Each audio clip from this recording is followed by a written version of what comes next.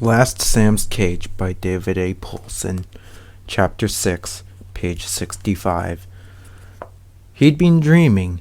He'd been dreaming every night since the stink pigler thing. How long ago was that? 5, maybe 6 days.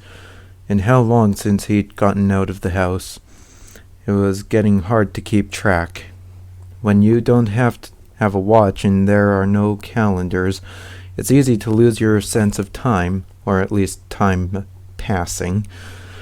Last night's dream was pretty much the same as all the others. He didn't remember them exactly, except that there were faces that kept popping up in front of him. Sometimes it was Steve's, and sometimes it was Stink Pegler's. Once it was Ratsy's face, but only the part that had been burned. All of the faces seemed to be floating, and there were no bodies. Every time Eddie woke up, he was sweating, even though the nights were still cold. Then he'd lie there for a long time, thinking about how dead he'd be if Stink Pegler ever found him. A few times he'd tried concentrating on Linda Chen's face as he was falling asleep in the hope that maybe he'd dream about her instead. It hadn't worked. He was glad now that he hadn't told Linda where he was hanging out. Not that she would tell if she could help it. But you could never be sure with somebody like Stink. The day was a slow one around the zoo. Eddie had decided a few days earlier that since he was there anyway, he was going to become an expert on everything that lived there.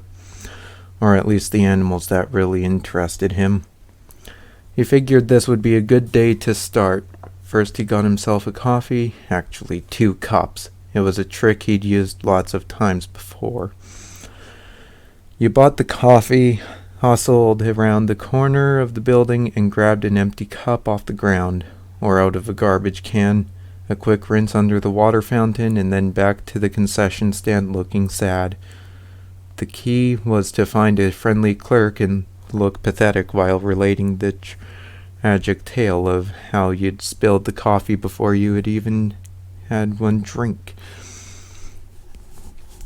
Eddie was pretty good at this kind of story. Today he threw in a few details. It was a rude fat man who had jostled him and made him spill the coffee. The play almost always worked. He took his 2 cups of coffee and headed off to the large mammal building to spend a couple of hours studying a family of gorillas. He realized fairly quickly that he hadn't made the best choice. There were a number of things about gorillas that reminded him of Stink Pegler. Studying the gorillas was a lot better than biology class. For one thing, he wasn't sitting in a desk. He hated that part of school. There had been some kind of study one time about learning styles. Eddie had actually read the results. It said that people learn in different ways. He couldn't remember all the proper terms, but he did remember that some people have to move around more when they learn. Eddie figured whoever did this study must be pretty smart. There'd been times when he thought he'd bust if he had to sit in his desk for one more minute.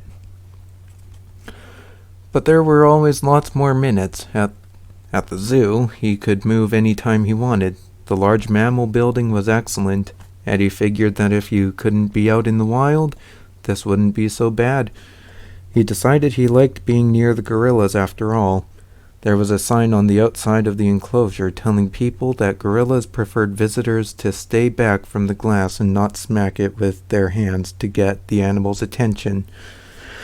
Eddie remembered something from one of those Discovery Channel documentaries. If you stayed low so the gorilla was on your level or higher, he didn't stare right at them, but rather glanced then looked away. The animals would sometimes come closer to check you out. He was about to try out this theory when a guy and his girlfriend came into the building.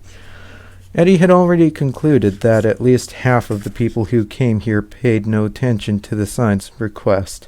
They stuck their faces against the glass, made stupid noises, stared, and even laughed at the gorillas. This guy was even stupider than most. He was late 20s, maybe 30. He jumped around and scratched his armpits. His girlfriend laughed like the guy was Jerry Seinfeld. Eddie was glad when they left. He wasn't sure, but it seemed like the gorillas were insulted.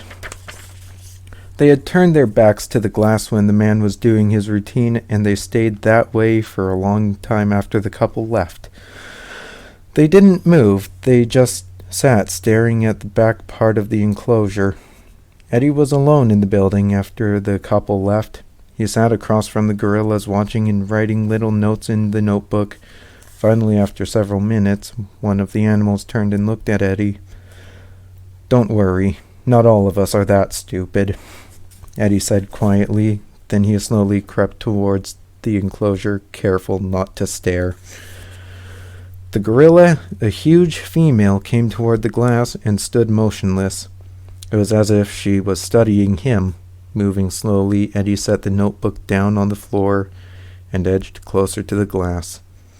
He stopped, and for what seemed like a very long time, Eddie and the gorilla stood close to each other, separated only by the glass. Still, Eddie didn't look directly at her. The gorilla slowly raised one arm and pressed a leathery hand against the glass. After a few seconds, Eddie raised his own hand and put it on the glass right opposite the gorilla's. Eddie wondered if it meant something. He wanted to believe it did, sort of like the gorilla was saying, "I like you better than Mr. Armpits." But there was no way of knowing for sure. After a couple of minutes, Eddie heard the sound of people coming into the building. The gorilla must have heard it too, because she took her hand down and backed away from the window. Whatever the moment between them had meant, it was over. By noon, Eddie was hungry, but he decided to wait a while before getting something to eat. His money was running out since he was in no hurry to start doing B&Es again. He had decided to cut down to eating only twice a day, and maybe only once if he could stand it. He left the large mammal building and walked around for a while. Finally, he sat down on a bench next to one of the old-style animal cages. It wasn't used anymore. It was just a display to show how much things had improved for animals in zoos. After a while, Eddie got up and went inside the cage to see what it must have been like to live in there. He didn't like it much. He paced around pretending he was a lion or something. He even roared a few times for effect.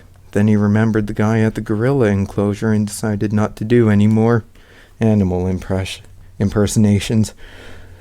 As he stepped out of the cage, Eddie decided that living in there would be right up there with spending time at the Calgary Young Offenders Center. He went back and sat on the bench outside the cage. He picked that bench in the first place because a terrific-looking woman was eating an ice cream cone not far away. He'd been watching her for a while. Eddie didn't think she'd notice him at all, not even when he was pacing around the cage and roaring. He liked watching great-looking women. Sometimes he imagined himself married to someone like that, and taking her to nice restaurants and plays and stuff at the Jubilee Auditorium. At least this lady didn't look like she was a Schwarzenegger fan. He was tempted to go over and ask her what she thought of You've Got Mail. He didn't get the chance. A kid, maybe 4 or 5 years old, came around the corner and ran up to the woman. The kid was also working on an ice cream cone. Eddie lost interest. He just noticed that one of his pant legs was beginning to fray at the bottom.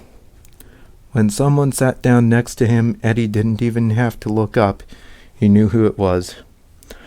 You want a whole Coke?" Jack Sim asked. The question meant that Jack had been watching him for a while. A few minutes earlier, he had taken half a cup of Coke that a woman, not the one with the kid, left on a picnic table. The cup was empty now, but he was still holding it when Jack sat down. Eddie still wasn't sure about Jack Sim. He'd been around long enough to know that if you wanted to stay healthy, you didn't get into conversations with nut jobs. And it just made sense that anyone following a lone teenage kid around a zoo could be a nut job. Not nut job as in pervert. No thanks. Eddie didn't want to be indebted any more than necessary. That's when he realized he was wearing the sweater Jack had left in the reptile building. He wished he hadn't worn the sweater today. Suit yourself, Jack answered. I'm getting myself one and then I'm coming back here to sit. So you writing a book or something? Eddie decided not to answer. It wasn't any of the old man's business. Look, thanks for the sweater, but I'd really like it if you didn't follow me around anymore. I'm going up there to get myself a hot dog and a Coke. Then I'm coming back here to sit down. Jack got up and went to the concession stand. He didn't look at Eddie on his way there or on his way back. It was like he knew Eddie would still be there, or maybe he just didn't give a damn. Except when he got back to the bench, he was carrying 2 hot dogs and 2 Cokes. He set one of the Cokes and one of the hot dogs on the bench between them. They sat there, not saying anything. Jack was eating slowly and looking off at the gray-blue sky. Eddie considered leaving, but he didn't want the old man to think he could just come by and take over the bench. Eddie had been there first. He didn't touch the Coke or the hot dog, although he was getting hungrier, and the hot dog smelled good. Last Sam's cage, Jack said. Eddie turned his head toward him, but kept his eyes looking away. What? The man pointed over his shoulder with his thumb. That cage. Last Sam lived there. Black Bear lived there 6, maybe 7 years. He was the last animal to live in that kind of cage. Sam wasn't his real name. It was the name I gave him. I called every bear that lived in that cage Sam. Don't know why. Guess I just thought the name fit it. And since he was the last Sam to live there, that makes his last Sam cage. Jack took a bite of his hot dog. Eddie thought about being rude and telling him that he couldn't care less about the damn bear or the hot dog. He decided against the idea, although he wasn't sure why. He went back to studying the cuff of his pants. I don't blame you for not trusting a guy who hangs around the zoo, but that's no reason not to eat the food. Eddie picked up the Coke and sipped it. He left the hot dog where it was sitting. Yeah, well, thanks for the hot dog. He finally looked at Jack, but the old man seemed interested only in the wrapper around his hot dog. Jack stuck out his hand. You're welcome, kid. Eddie shook the hand. It felt okay. Not a wimp shake or a cop shake or anything. He didn't say his name. You really come here every day? Jack Sim nodded and bit into his hot dog again. Why? 32 years. 32 years every day. I've been coming so long they let me in for free. Jack Sim nodded. It's sort of like they gave me a lifetime pass. The old man hadn't answered his question. Eddie decided to try again. You must really like animals. They're all right. Sometimes I think it would be better if the animals were running free and the people were locked up in zoos. That was weird. It was almost word for word the thought Eddie had when he'd been watching the guy at the gorilla enclosure. Eddie didn't know how to answer, so he didn't say anything. It isn't the animals I came for. Jack looked over at him. I like them, but it's not what brings me here anymore. Then it's what brought you here. Eddie wasn't sure he should say to that either. He reached down and picked up the hot dog. "You sure you don't want this?" Jack just shrugged. Eddie took a bite, then another. Even though Jack had a head start, Eddie finished his hot dog first. "I figured you might be hungry," Jack said.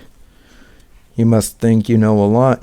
"Not so much, really, but I know just about everything there is to know about this place, and I know there's a runaway kid hiding out here. You ever hear what happened to your friend Ratsy?" So you stayed and listened after all, Eddie thought. He wasn't sure if he was happy about that or not. "Yeah," Eddie said slowly. "I heard something about him a few weeks after I got out. Ratsy and another guy were doing a B&E at some house. The old man who lived in the place got up to go to the bathroom and stumbled right into them. One of them, I never heard which, hit the old man with a 2x4 or something like that, and now he's in a coma. I heard it didn't look like he was going to get better. He'd just stay in the coma and eventually die. They were trying to get Ratsy into adult court on the deal. I don't imagine Ratsy gave a damn one way or the other. He probably didn't give a damn about the old man either. Ratsy was the only person I ever knew who really didn't care if he lived or died." Jack shook his head, but didn't say anything. He put the last of his hot dog in his mouth, then stood up and walked to the garbage container a few feet away. He dropped the wrapper and his napkin carefully into the container. Without turning back, he said, "Look after yourself, kid." He said it too slow. Eddie barely heard him. It was all Jack said. Then he walked off in the direction of the polar bear enclosure. Eddie sat for a long time, drinking the rest of his Coke and thinking. Jack Sim had come to the zoo every day for 32 years. Why would anybody do that? Weird guy, not wacko weird, like Stink Pigler, but weird just the same.